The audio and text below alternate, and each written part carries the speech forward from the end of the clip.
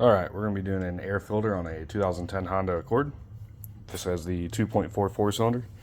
Should be pretty similar on any of this body style Accord and pretty much any of the engines with the 2.4. The air filter box might just be slightly different or in a different location. So we're going to go ahead, we're just going to pop the little tabs, come to the back.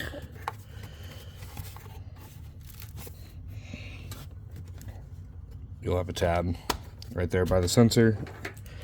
So 1, 2, 3. Lift the front of the box, pull it towards you a little bit.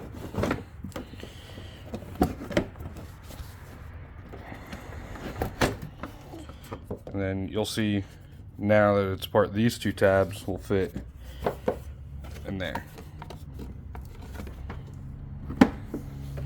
So you can either take your air filter box all the way off, or you can just leave it above, depending on how you want to do it. So that filter is pretty filthy. Always check in the box under where the filter would be. Make sure there's not a bunch of loose debris. If there is, you're going to want to shop vac all that out.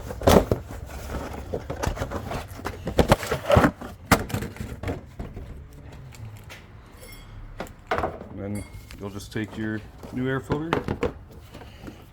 lift your lid up, it'll sit down in there.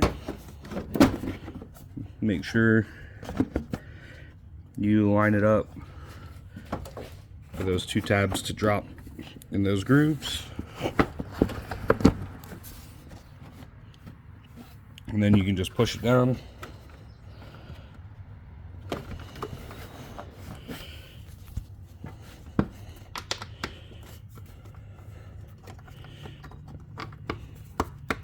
Pull your tabs back over.